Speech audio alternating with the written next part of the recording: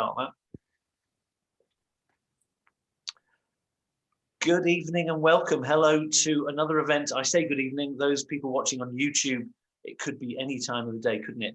Katherine, congratulations on the publication of your debut novel.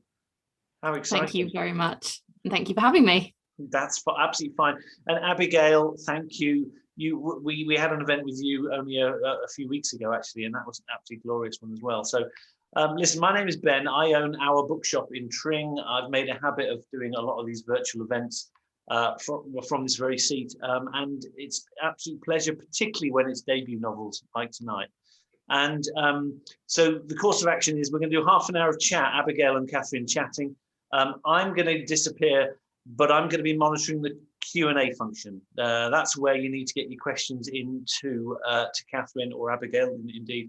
And so I will be coming back in about half an hour, and I will be asking all those questions and things. So, but before then, let me leave you in the very capable hands, and dare I say it in Madeline's words, the dream team. So over to you, Katherine. And sorry, over to you, Abigail. Thanks so much, Ben, and thank you everybody for joining this evening. I am so excited to be here for the launch of this amazing book, Greenwich Park, by Katherine Faulkner, on publication. So just an absolute treat for me. I thought I'd just start really quickly by introducing our amazing novelist, Katherine. So Katherine studied history at Cambridge and then went on to do a postgraduate diploma in journalism.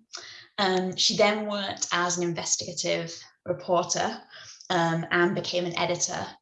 And she was most recently joint head of news at the Times. She's also been awarded an amazing Cudlip Award for undercover journalism work, and obviously is also an incredible writer. And tonight we're here to celebrate the launch of her debut book, Greenwich Park. So Katherine, welcome, and how are you doing on publication? I'm fine, thank you for that lovely introduction. Yeah, it's been a very fun day.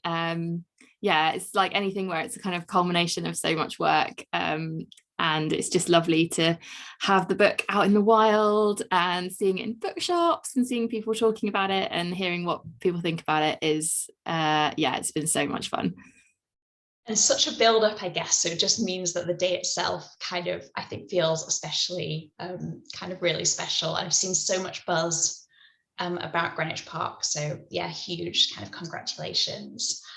I know that I've read a few things about where you kind of first came up with the idea and how that interacted with kind of being in an NCT group in particular. And I was wondering, was there kind of an epiphany moment when the novel came to you, or was it a real slow burn?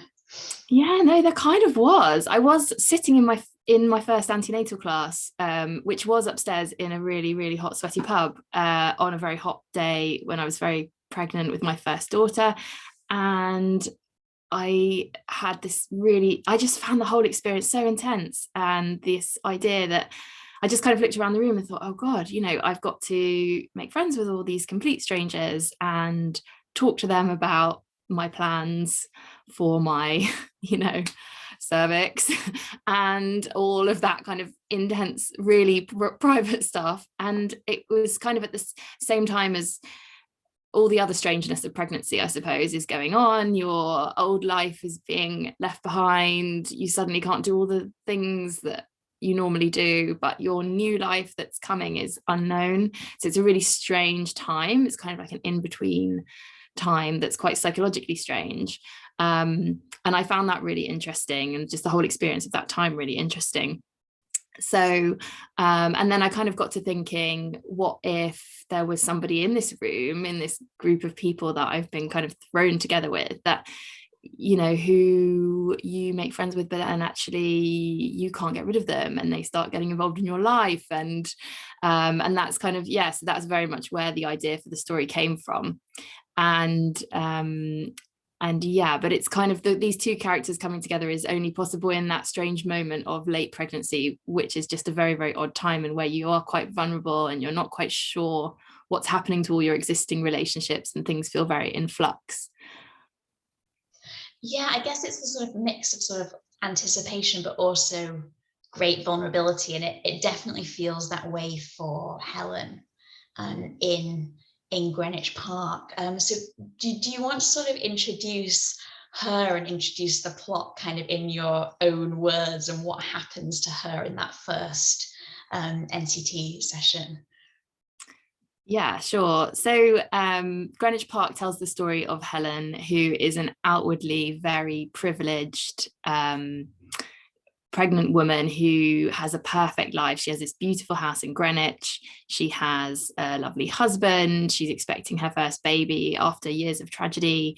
And really, all of that starts to fall apart after she encounters this unpredictable new friend called Rachel at her first antenatal class.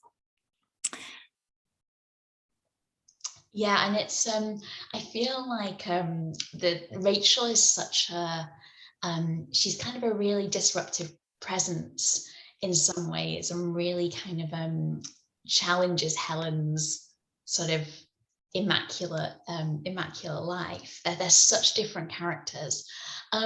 Did they come to you sort of fully formed, or was it a case that they changed over time, and then their relationship, or were they kind of, were they always part of the story as you saw it?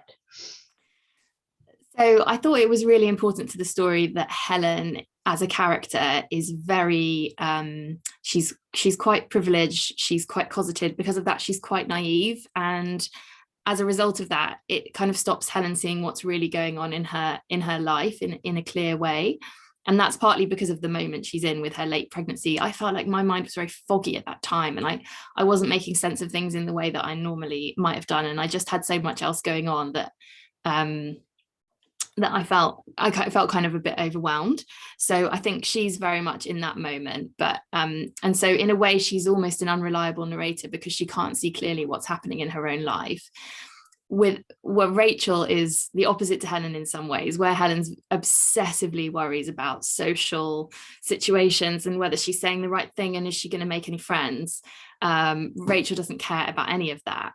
And so she's a very disruptive presence in Helen's life, also partly because of the age difference and the class differences between them. Helen finds Rachel very challenging and disruptive because she basically comes along to her posh parties and says all the wrong things, and tries to talk to Helen's glamorous sister-in-law, who Helen just adores, and just, puts her foot in it and doesn't care and wears the wrong things, and all those kind of social codes. Rachel just doesn't care about them, or maybe just is actively disregarding them on purpose. Helen's not really sure, but she doesn't know what to do with this girl. So even before Rachel starts really messing with Helen's life, she's a very disruptive presence, because even just by dint of who she is and how different she is to Helen finds that really challenging. And coming from this very, very inert kind of privileged world, she's just not sure how to compute this new person. Yeah, I loved the contrast between them, and I think you mentioned there as well Helen's sister-in-law, Serena, who I sort of found another kind of amazing character. I think there's almost kind of a quartet of fantastic female leads in Greenwich Park, I think. And I was wondering, were there any characters you felt like a particular sort of like bond with, that you really, really loved? I guess I was going to say I really loved writing, but I know from my experience those can be two different things. There can be characters you writing and actually like detest. So what were your kind of relationships like with those four women? Yeah, that's definitely true. I mean, I loved writing Serena, but I wouldn't say she's my favorite character. But she was fun to write. I mean, I loved writing Rachel because she's just so disruptive, and I really enjoyed writing the scenes with her and Helen and their interactions. But I suppose I've got a soft spot for Katie because I guess Katie is obviously very inspired by my own experiences as a journalist. She's a reporter. She has a proper job, and she's got one foot in the real world in a way that some of the other characters in Greenwich Park who live in this very rarefied environment maybe don't. And so she is your kind of reliable, the person you can kind of trust in, I suppose, as a reader. And she's I think she was a really nice character to write, and I quite liked her as a character. I mean, I've got a soft spot for all my characters, even though they're all really strange people. Well, one thing that I think that you did amazingly is that I certainly felt some understanding for all of the characters, even the ones that I sort of didn't like. You still felt that you could understand them even if you didn't sympathize with them. And I thought you really did that well. I don't know if it was kind of an intentional thing that you wanted us to have little grains of kind of seeing their motivations or not, but I definitely felt that way. Well, that's interesting. I definitely don't find books very interesting when they have very black and white characters, or I guess when you've got a complete psychopath. I mean, who's just pure evil. I don't know. I don't never really believe in it. I never really buy it as a reader. So it's not something I wanted to do as an author. Yeah, no, I think that is definitely very, very clear in the book, and one of the most kind of amazing things about it. I also loved Katie, and I felt that during the novel, she's kind of following a rape case that she is reporting on. And there's amazing description, I think, when she goes into the court building, and you kind of get an impression of the board G4S guards, and you have the grey floor, and it's such a kind of drab contrast to the life that some of the other characters in the book are living. To what degree was that sort of based on your reporting experience? It sounds like there were definitely strands of it, but I think those scenes feel so true to life. Thank you. Well, yeah, no, there was definitely, I mean, it definitely echoes the kind of contrast between my own 20s and those of some of my friends. I mean, I spent a lot of my 20s in those kind of courtrooms, basically following those kinds of cases, and knocking on doors in really crap housing estates. And but I loved that job, and it stood me in really good stead to be a writer. And I suppose if it's the job for people who are really interested in people, and who are just fascinated by human life in all its strangeness and all its various iterations. So yeah, I definitely drew a lot of her experiences from the experiences I had when I was a reporter. I worked in Manchester on the Manchester Evening News for a while, and I was also latterly Midlands correspondent for a national paper, and so I was based in Birmingham. So I did, and in the latter job I did a lot of kind of gritty court cases, murders, rapes, child sexual exploitation. Some of the details of those cases has really stayed with me, and the kind of whole experience of being a reporter as well is quite full on and quite physical. You're actually running, walking around a lot and talking to, and really sometimes running around literally after stories and trying to follow leads up and find the right people and talk to the right person before the other newspapers can. So Katie has a really different kind of life than the other characters, and yeah, that's quite important for her. It enables her to have a different perspective and to kind of dig away at what's really going on. Yeah, I liked her cynicism in contrast to, say, Helen's kind of real naivety, which at some point, is totally intentionally kind of infuriating, I think, for the reader. Yeah. I guess it sounds like journalism definitely had an influence in terms of the sort of like content of Greenwich Park, but Did it influence how you write as well? The sort of pragmatism of it, and the kind of I guess the ability to get words down. Did you find that it helped your kind of creative process that way? I think it probably makes you a certain sort of writer.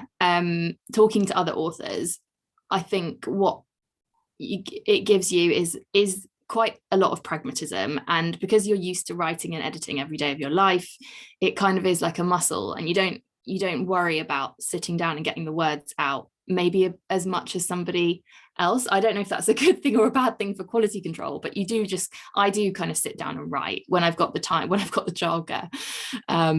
I also kind of know those are my only hours to write, and I've only really written seriously since I had children, and in that time I've your approach to work completely changes, as anyone who's had a baby will know.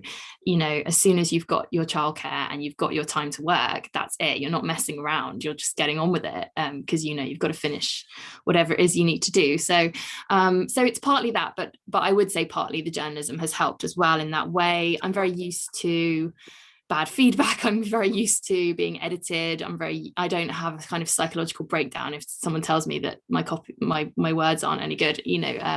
Happens all the time when you're a journalist.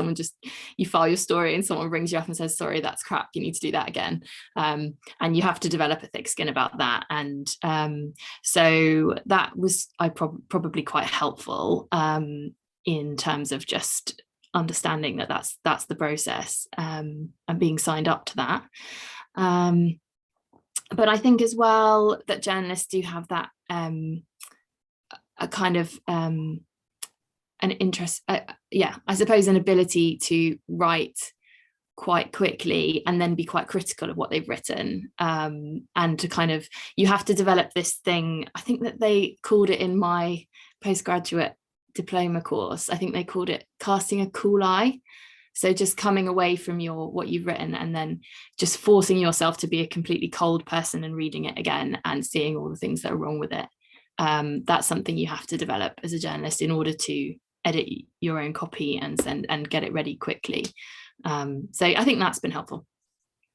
Yeah, I think it definitely sounds that way. I think to develop that cool eye, it sounds like sometimes I think writers sometimes have to sort of step away from something for months or at least weeks, but it sounds like you had the training to be able to just do that within hours, which I think must be a massive help. That's a very, very cool way of doing things.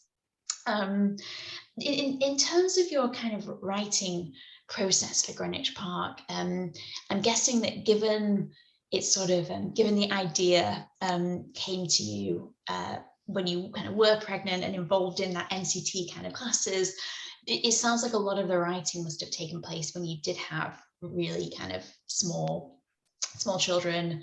And I think there's a really stagnant cliche often that is kind of not a creative time, that it's almost can be an enemy of creativity. And I think that's increasingly becoming kind of an outdated notion. But I was just wondering sort of what you think about that stereotype and the fact that you've totally obliterated it. Yeah, I didn't really know about that stereotype, but I think that it's interesting. When I was pregnant, I wasn't very creative, I don't think. I found my brain didn't work properly. But once the baby was born, I think I started writing Greenwich. I didn't for the first few months. I mean, you haven't had enough sleep. But once I did start getting some sleep, I had this idea ticking away, and I really wanted to write it. So I started kind of putting my laptop or my notebook in the bottom of the pram, and then my daughter only ever slept when I sort of marched around the park. So I would kind of march around the park till she was asleep, and then stop in a cafe. This was pre-COVID, obviously, and do some writing. And I found that I was able to chip away at it a bit like that. But then when I got to about 10,000 words or so of doing that when she was little, I sort of thought, I need some structure. I need if I'm going to actually do this, I need I don't know, it's the sort of person I am. I need deadlines, and I need something that I'm working towards, and I don't know what I felt very adrift as well. I'd never written a novel before. I didn't know what I was doing. I was just sitting typing away, but I didn't know if I was doing it right, or so I signed up for the Faber writing a novel class, which was an evening class. I said to my husband, what do you think about me doing this one night a week in the sort of latter half of my maternity leave? And he was really, really supportive. And it was great, you know, because she was 6 months old, and suddenly I was off on Tuesday nights, and I went away and did something for myself that was nothing to do with babies or breastfeeding or all of that stuff. And it was creative, and it was a different part of my brain. It was just wonderful. It was the best experience. I'd recommend it to anyone. And it gave me the structure to finish the book. But I think one important thing that happened as a result of having a baby actually was that I just didn't care anymore about what people thought, I guess. I kind of had this epiphany that I had basically spent most of my life worrying about, oh, well, I could write a book, but what if it's just a failure and everyone laughs at me, and it's really embarrassing, I don't get a publisher, and then everyone knows I've like spent all this time writing a book and it didn't get published. And then once my daughter was born, I just thought, I don't know really why that changed, but I just thought I don't care about that stuff anymore. It's not important. Like, I've got certain things in my life that I want to do, and I'm going to have to just make them happen.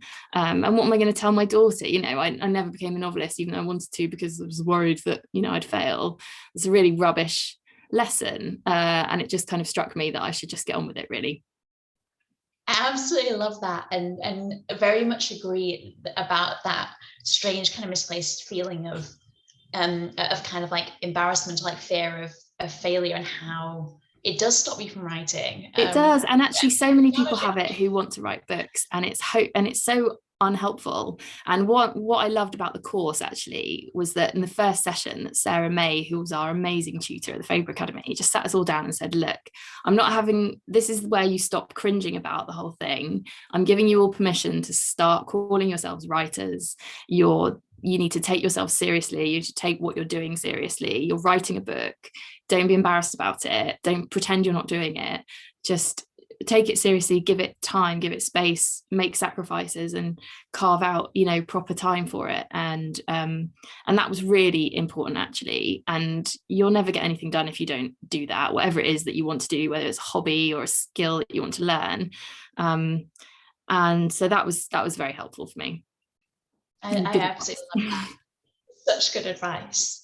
I want to remind everyone as well that if you do have questions, I can see some filling the Q&A, but feel free to kind of ask away, because I have about 100 more, so you need to get in there before I just kind of go on all night. I wanted to ask a bit about the setting of Greenwich Park, because I'm based in South London. I know the park well, and it's so vividly captured. Particularly in the kind of there's a few kind of really mysterious segments in the book describing meetings between two unknown characters in that space. And I think there's a kind of real darkness given to Greenwich and to the park. Is it an area that you know well? And, you know, how did you kind of go about making that so vivid? I didn't live there or anything, but I have always visited Greenwich. I remember my mum taking me when I was younger, going to the Cutty Sark. We went down there on the boat sometimes, and so I had memories of it from being quite young. I've always liked it, and I've always found it quite atmospheric. And I think particularly the kind of the duality, I suppose it's such the kind of history of the place. You feel like you're moving through these layers of time because everywhere's so old and has this such interesting maritime history. But also there's the kind of the contrast between the beautiful maritime buildings and the kind of beautiful facades of these very old houses. And then the kind of seedier bit of Greenwich down by the river and the tunnel and all of those places. And actually the other day I was walking through Blackheath, and there was just kind of these crows pecking away, and I don't know, that as soon as you move into Blackheath it feels different again. And I just found that really an interesting setting, and I suppose it echoes the kind of contrasting lives of the two main the protagonist and the antagonist, Helen and Rachel, in the book. Yeah, it does. I guess everywhere in London you have that slight walk, where one street over there's a completely different life kind of waiting on the other side, and potentially that's more pronounced in Greenwich than kind of anywhere. I definitely agree with that. I found that the settings as well, the Greenwich setting is so kind of vivid and all-encompassing. But I also felt like really captured by the characters' houses. So Helen's father is an architect, I think, and I think that the description of kind of the house that she lives in, it feels so kind of nuanced, and the same with the house that her brother and sister-in-law live in. Was that quite important to get that architecture right, with the kind of architecture history of the family as well? Yeah, I mean, yes, I suppose it partly stems from my interest in houses. And I think everyone in London's obsessed with property, aren't we? I mean, it's a London book, and it's a London obsession. It's an obsession that was kind of very visible to me as I grew up in London, and middle-class Londoners talk constantly about property, and my parents' friends were just always banging on about houses, and the kind of there is something slightly dizzying about house prices, the prices of these huge houses, and which are just out of all proportion to reality. So that was kind of an interesting, and obviously that, not to sort of, anyway, I won't say spoilers, but it's relevant to the story. So the houses are themselves important, but yeah, there's such a dividing line between how people live in London, and sometimes it's not very visible as well. People can look on the surface to be living the same sort of lifestyle, but they go home to very different houses, and it's not something we really talk about, and it's all kind of under the surface a bit in London, which I find really interesting and strange. So yes, definitely it was something in my mind that was an important theme. Complete right move addict. So yeah. Well, me too. It doesn't matter where it is or what the price bracket is. I'll probably have a look. So I definitely have a lot of sympathy with that approach. I felt as well that Helen and Rory's father and parents cast quite a long shadow over the book. Helen in particular really kind of idolizes her sort of childhood and her sort of parents' standing and relationship.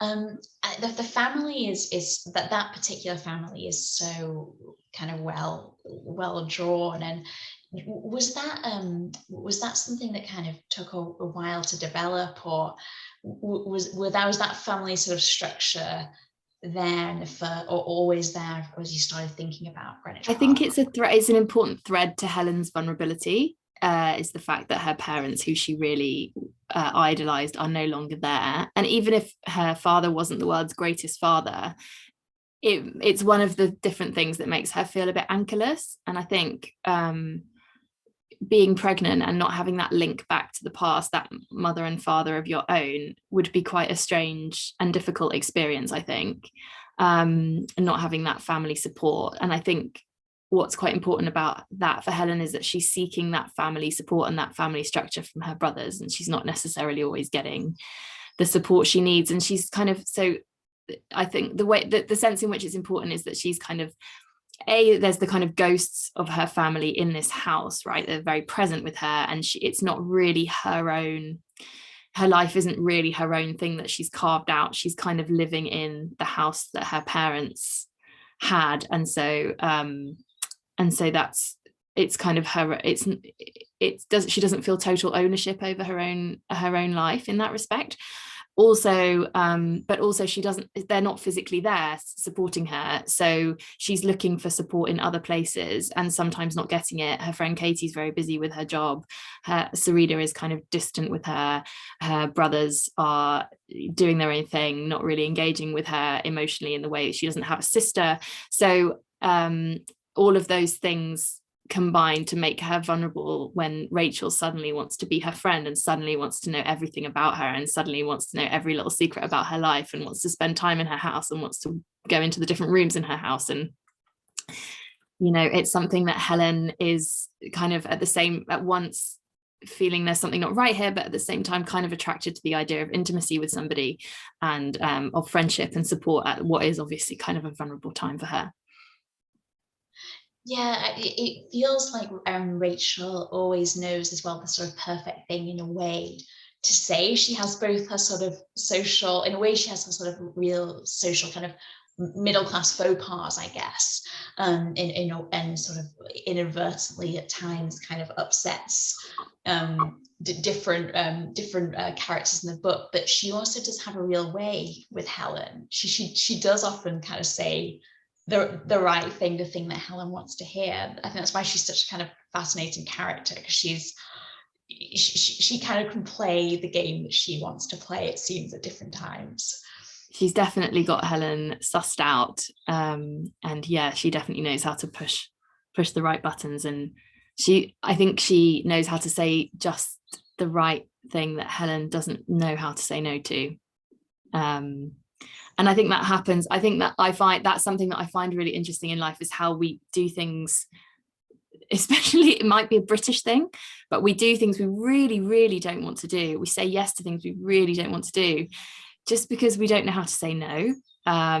And that is like a disease that Helen has in spades. And so she doesn't know how to say no when Rachel, even when Rachel asks her to do really unreasonable things, like have a glass of wine when she's pregnant, she really doesn't want to do that. She really, really is one of these people that likes the rules and doesn't want to have a glass of wine, but she feels like she's rude if she says no, and she doesn't want to be rude because that's against the rules that Helen lives by, right? And it's okay if you're Rachel because you don't have any rules.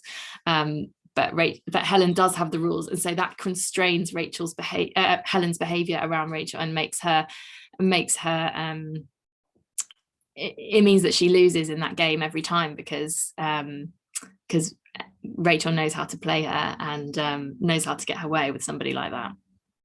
Yeah, Rachel is, she's so seductive in a way, a kind of really seductive friend. And yeah, it just feels so dangerous. I think that a lot of the tension in the book to me came from kind of Rachel's presence. And another sort of technique, I think, really came from the structure in terms of kind of counting down the weeks of Helen's pregnancy, which we know is quite a high risk pregnancy. Was that something that you'd always intended, that sort of almost kind of countdown structure, which feels quite agonizing, and you're sort of so invested in Helen getting? I wish I could say it was something that I had like deftly plotted and always intended. In fact, it was not even my idea. It was the idea of my brilliant course tutor, Sarah May, who I had a similar thing going on, but she said, what about calling it week 24, week 25? Like, because when you're pregnant, your life is measured in weeks, and you talk about, I'm 16 weeks. People even say like, I'm 16 and a half weeks. You find yourself saying, or I'm 17 plus 2. People start saying things like that, because it's every day of your pregnancy, you feel a little bit safer and it feels a little bit more established. And every week feels really important and different, and you're looking at what happens in this week. What's my baby like in this week? Has he got is he the size of a tomato or whatever? So that was just a genius idea of hers, which I give her full credit for, and I think it's worked really well. I'm with you. I mean, there's so many aspects of definitely my novel that I'm like, yeah, that was just nothing to do with me. Like, just ignore me and take me out of the equation. This sounds like you were very much on that track anyway. And it's just thinking about the kind of wording that you use then, exactly in terms of people literally kind of identify in terms of like, I'm 17 weeks, as if your whole identity is being sort of subsumed by that It does. It becomes defined by, your whole existence becomes defined by this thing, whether you like it or not. And one of the weird things about being pregnant, I think, is that you become a symbol that you don't intend to be. So, and you worry hugely about the impact that you are having on other people by being pregnant, just by being pregnant. So, you might have a friend who is struggling to have a baby, or you might have a friend who lost a baby or had some real tragedy. You might have a friend who never wants babies and is horrified when her friends become pregnant. So you're worrying about all of these things, and you are second guessing other people, and worrying that their reactions are X, Y, and Z, even if they might not be, because you've lost control over who you are and what you represent to other people, because you've got this great big bump. So you represent a certain thing, and then people in the street come up to you and say things that are just extraordinary, because to them you're not really a person anymore, you're a pregnant woman. So this is what they feel like is appropriate behavior around a pregnant woman. They comment on your weight, they comment on whether the baby looks too big or too small, your bump looks the right size. I had a friend who had twins, and people used to just openly ask her if she'd had IVF, and like, just crazy, just because they saw twins and they thought that was an appropriate question. I mean, it's insane. But it's you lose ownership over the way you present yourself and the image that you're projecting to other people when you're pregnant. And that's really a strange experience for us as 21st century women, I think, because we're used to curating our appearance and deciding how we present ourselves and how we come across, and we're used to being able to control that quite minutely, and suddenly you can't anymore. So it's one of a number of kind of losses of control that you experience in pregnancy that I think is really psychologically interesting. Massively so. And I guess because there are 3 pregnant characters in Greenwich Park, I think you also sort of depicted incredibly these kind of very, very different ideas of pregnancy, and in some cases a sort of strange ideal of someone like Serena. And I think as you sort of read the novel, I certainly, if you find yourself challenging your own sort of conceptions in a way about sort of pregnancy and about these kind of ideas of motherhood that have been like held out, which I think Helen feels acutely. And it's one of the ways I'm most kind of sympathetic with her, that she feels kind of different types of envy for these other women who sort of surrounding and overwhelming her in a way. Yeah, I think it's interesting. It's a bit like COVID pregnancy in a way, because it kind of brings out a certain, where you are on a certain spectrum, on the rules, and whether you are the sort of person that takes well to authority, basically.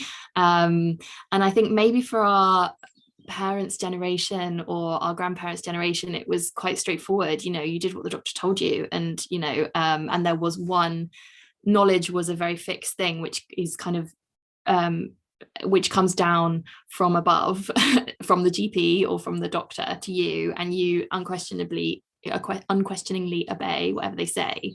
But now I think we feel much more challenging of that. We feel much more empowered because of the internet. We just think, well, hang on, is this study really worth anything that says that I can't have caffeine? Oh, actually, no, it turns out it's total bollocks if you look into it. But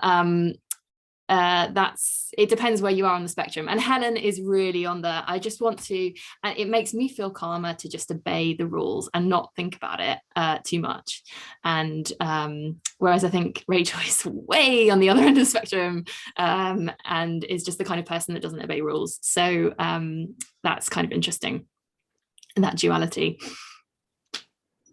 Good. Hello. Sorry, I'm going to intervene. I do apologise. We've already 40 minutes past, so extraordinary. It's going so well. Abigail, Katherine, such a lovely event. We have got a load of questions. Abigail, do keep chipping your questions in as well. I will actually, Gillian asked a question right at the start about the Faber course, and you kind of went on to answer it. But I am going to persevere with that question, because I think it still stands as a good one. Do you think, I mean, you did the Faber course, do you think this was pivotal in you finishing the novel? Yeah, Absolutely pivotal for me. I mean, probably more psychologically than anything else, because obviously there's no way around just sitting down and doing the work, whether you do a course or not. But I think, for me, it was absolutely instrumental. I learned so much about writing, actually, the craft of writing, which is what the Faber course is very focused on. And I didn't even know how to think about things like the kind of the arc of the plot and this kind of, and the different types of plot that there are, and how to structure your novel, and how to think about, just the way that you need to think about dialogue, and just so many things I learned from that course. But also the kind of experience of just having to be really brave about, because as part of the course you have to read each other's work and critique it, and that is very important, and you have to do that at some point if you're going to be published. And having feedback from all the other people in the room, it was very encouraging and empowering, as well as being helpful in terms of pointing out what was not working. So yes, absolutely, I'd recommend it to anyone. It was How really many are on the Faber course? Is it quite a small group? It's how many people are in the room? About 30 people. It wasn't that small, but it was great, and people were writing really different things, so it was so refreshing, and you learn a lot from the other people there as much as anything as well. Yeah. No. Were you anything to do with the debut 21? Was it debut 21 group that I'm in that group, which has been really nice, just very mutually supportive. Excellent. Abigail, are you part of that as well? Yes, we're it's really nice to have people to chat to, and I think also goes against so many odd kind of preconceptions about publishing and sort of writing, which I always thought would be could be quite a sort of competitive kind of world that's often depicted, I think, so in books and on screen, and actually to me has been like the opposite. I just don't think that's how people I don't think that's how women think, for one thing. I mean, I think it feels very supportive, and obviously it's nonsense to feel competitive. Like, books are an ecosystem, and there's space for lots of good books. I mean, I know what, I'm a thriller reader. It's not like I read one book. I mean, thriller readers read so many books. All the books. And it takes so long to write one book. I mean, how many books are you going to write? I mean, so yeah, it's all good.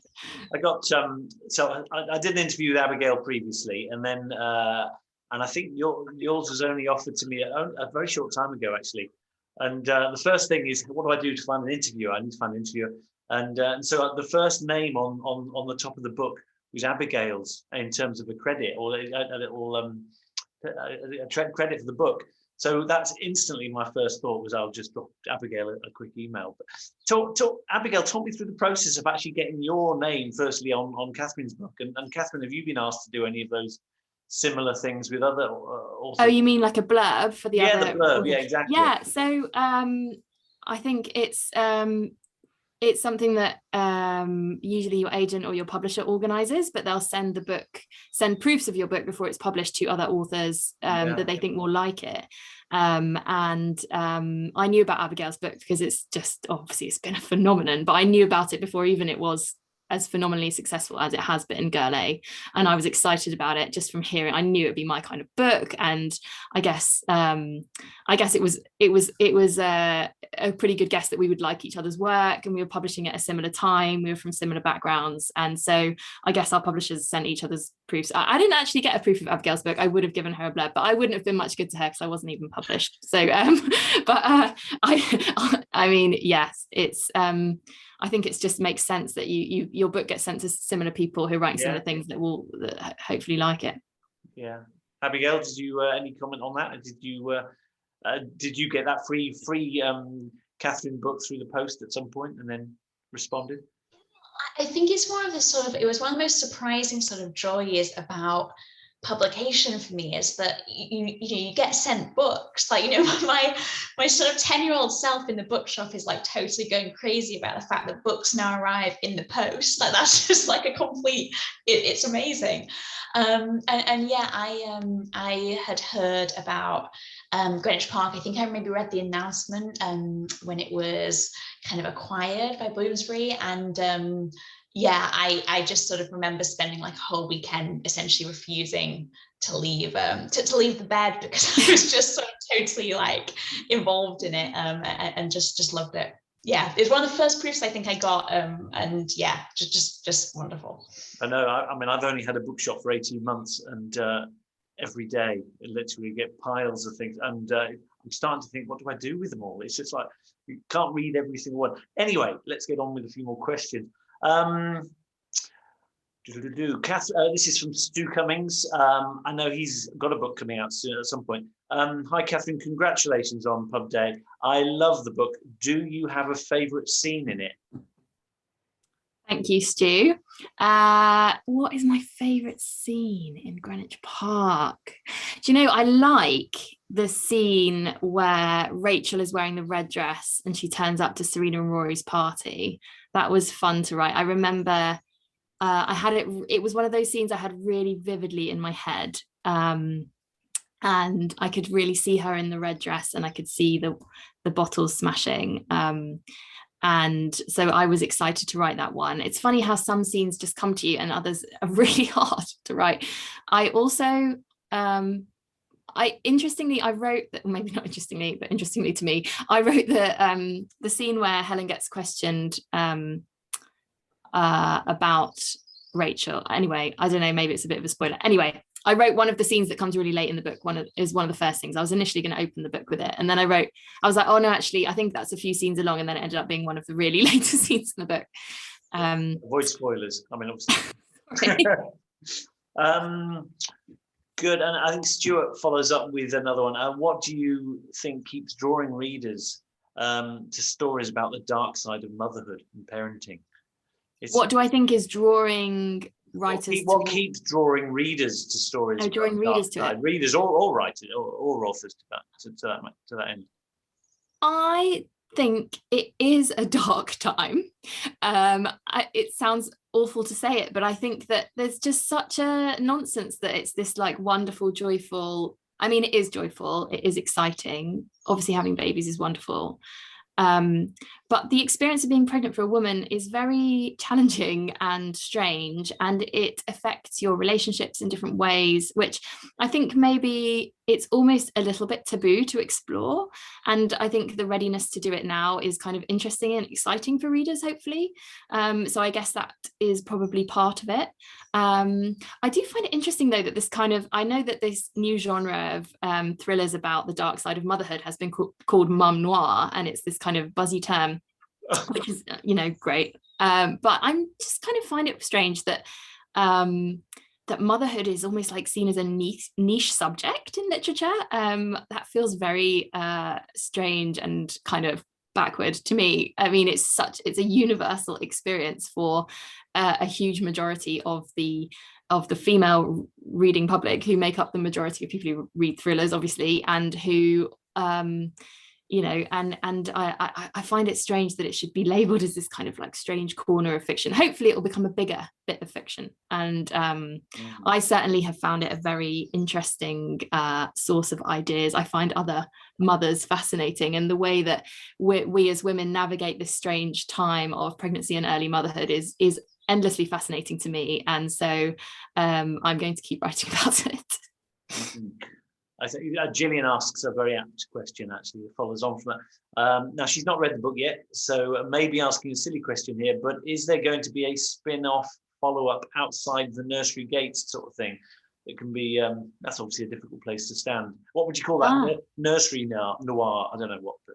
Nursery noir. Do you know what, Mike? That's you've probably just solved the tagline of book 2, actually.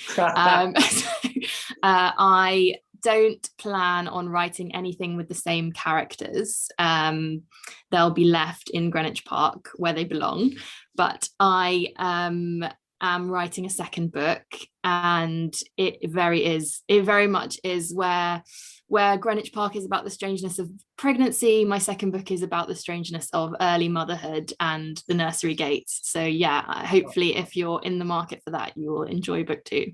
Okay, so still thriller. You're sticking to thriller. Yeah, it's a psychological thriller set in London. So hopefully it will appeal to anyone who's enjoyed Greenwich Park. Brilliant.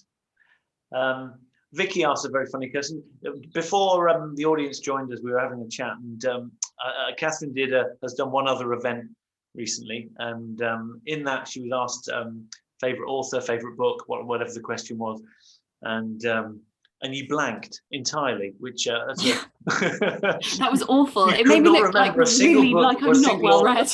Couldn't think of one author. Yeah. So and Vicky Binder Pollard asked that very question. So have you got? Can you remember your answer? Vicky.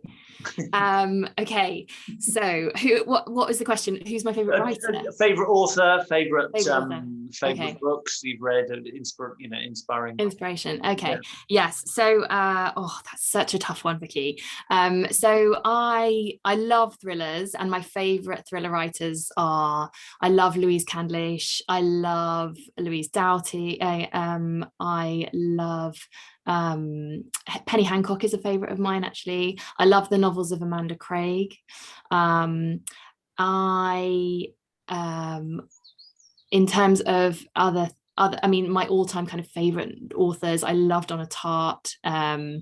I wish she would write about 4 more books per 10 years than she does, but I just love her books. I adore Margaret Atwood. She's kind of my all-time heroine.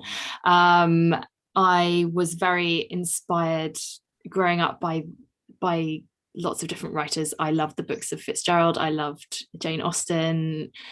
I loved I really enjoy Patricia Highsmith as well, and I think some of that I've taken into my writing, that kind of awkward collision of characters that so yeah, is that enough?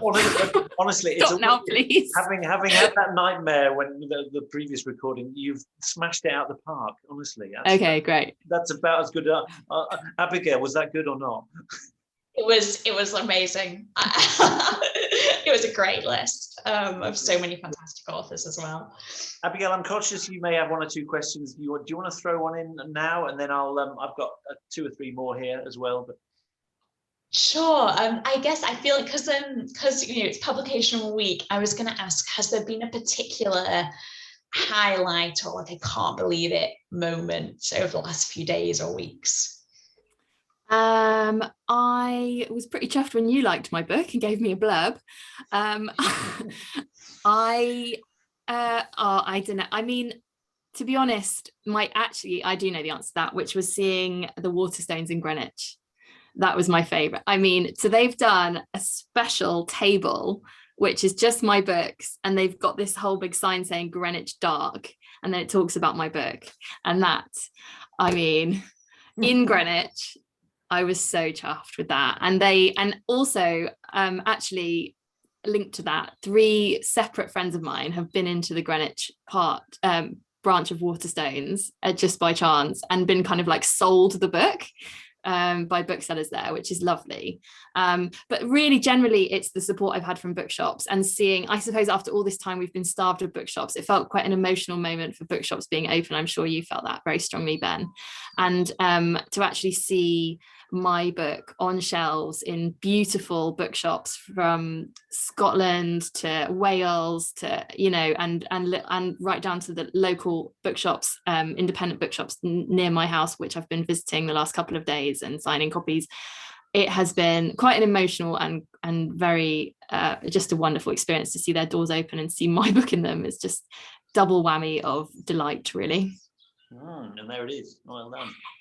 We've got I've got the signature on there. I was going to take you up on your Fs. They look more like O's, but I don't know if there's a crossover there. Yeah, sort of. Yes, but it's anyone who bought the book from us will be obviously receiving that. They were fulfilled today. Right, other questions. Quite a long one from Tess. Congratulations on your debut. Tess Alps, this is on your debut novel. I'm halfway through and really enjoying it. She watched a film, Promising Young Women, and I feel as though there's some synergy between that. Would you like to write the screenplay yourself when Greenwich Park is made for TV or film? Oh, interestingly, that's a question that came up in a discussion I had this week. But no is the answer. I don't think I would. I would actually be fascinated to see somebody else's kind of artistic take on it. And I'm also really absorbed in writing books, and I just don't know what I would do about writing a screenplay. I feel like it's I think it's a mistake sometimes to assume that because you can write a book, you can write a screenplay. I think it's a really different art, and comes from a really in-depth understanding of the medium of film and TV, which I don't have. And so, yeah, I would be quite interested to kind of be involved in a consulting kind of capacity when and if I'm lucky enough for it to be made. But I don't think I would want to write the screenplay, no. And also, I'm really enjoying writing my second book. And I don't have much time for much else. I mean, I've got 2 children. One is 3 and one is 1. I'm also supposed to have a journalistic career. So yeah, I'm done. I'm impressed. I'm afraid the little tip you did earlier about just having the laptop in the pram. I'm just waiting for sleep to come before, and then suddenly, how many words could you get during that snooze? How long did they sleep for? I did literally once have this experience where I was writing away in Clissold Park cafe, and this woman leaned over and was like, "I think your baby's crying," and I was just like, "I think I'm going to ignore her actually just for a few more minutes." So I finished the scene, if that's all right with you. Yeah, so you just have to. It's good for them. So yeah, but sometimes not many words. No, it's true. Yes, clear their lungs. That's good for them. Yes. Less of a question, more of just a hero worship, actually. But for both of you, this is from Harriet. I'm one of those avid thriller readers you were talking about. I read Greenwich Park in one sitting today and Girl A last week, and absolutely loved them both. Thank you for providing such brilliant Easter holiday reading. Oh, I just love reviews like that so much, because I am one of those readers who reads like that and reads thrillers, and I just inhale them, and that just means everything to me. I think one of the things you asked me about being a journalist actually and what it teaches you, one of the things that I should have said was that it teaches you to write for your reader and not for your ego, not for anyone else. You're writing for the audience, and nothing else matters. It doesn't matter what you want to write in your head in a way. It matters what's going to be entertaining and satisfying for the reader. And you have to kind of take your ego out of it. And that is lovely when you think, I've done it.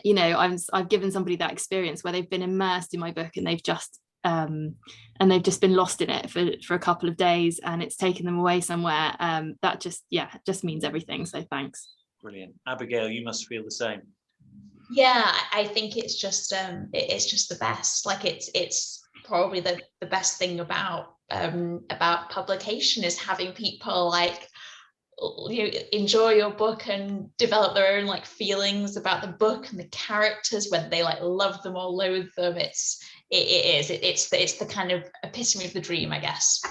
Fantastic. I was nearly in tears over your characters, Abigail. Honestly, that I've and I still think about them. They feel so real to me. It's just extraordinary. If anyone has not read Girl A, you must. It's extraordinary. Absolutely. And I can't. I've got to ask Abigail. What are you on your second book? Are you on? What are you doing now? What's going on? Yeah, the very first draft, which is it's a first draft of my second novel, is now for the first time in front of other people's eyes, so just my very close family and agent at present. So yeah, there's a very long way to go with it, but yeah, that's sort of how things are going. Brilliant. Listen, we've got a couple of minutes left. It's been such an honor. Was there any relationship between you before tonight? Have you met before, or is this is a first time? No, we've chatted before, haven't we? But we've not actually met yet. We were supposed to go for a walk and then COVID. So but hopefully we should meet in real life, shouldn't we? And raise a glass. You both went to Cambridge, albeit just slightly separated by a year or so or something, isn't it? So yes, you must have a lot to talk about. I'm sure we do. I'm just reading some of the chat actually. Champagne shoulder pads. What's that? Comment. I don't know. I wore this dress especially because it's green. Did everyone notice that? I think there was definitely some love affairs with your green, actually. What I would say is how I loved halfway through you grabbed your champagne. It was like you were supposed to drink that at the end, weren't you? Yeah, well, it was going on for too long. It was. I needed to get wet my whistle. Yeah, can you turn the light on? Actually, I've gone very dark. It's only publication day once as well, so Exactly. The more champagne, the better. Fantastic. Listen, we've clicked through to 8 o'clock. It's been an absolute honour to host this event. I have posted on the chat bit about where you can watch the recording of this event. If you look through the chat box, you can copy and paste that into your browser. And we've also got a stack load of events coming up over the next few weeks. We're lucky enough to be hosting Claire Pooley Authenticity Project on Monday. We're actually launching Beth O'Leary's book, new book, at the end of this month. Maggie Shipstead has just been confirmed today, and Elizabeth McNeil. We're one of 3 events she's doing, so that's an absolute honour. Katherine, congratulations, you've done so well, and Abigail, you're moving into legend status yourself. So yeah. So thank you both. Thank you both. Thank you so much. Thank you everyone for coming, and I really hope you enjoyed the book if you haven't read it already. I probably should have given you a moment. Just if you have any, do you want to do any thank yous to anyone? I'll perhaps in 60 seconds. Is there anyone you'd like to say thanks to? Well, I know my agent's here, and she's amazing, Maddie. So thank you so much for all your support, and thank you to all my friends and family who've tuned in as well. I'm sorry that I'm not inviting you to a party with actual booze, but I hope you've been able to have some, and just thank you very much for all the support of everybody here. It has really meant the world. Fantastic. Lovely. Thank you, Gillian. I got your note. Yes, we can sort out a copy of Gurley for you as well. Thank you all, and have a great evening, whatever you may be doing for the rest of the night. Drinking champagne, I suspect, Katherine, so well done.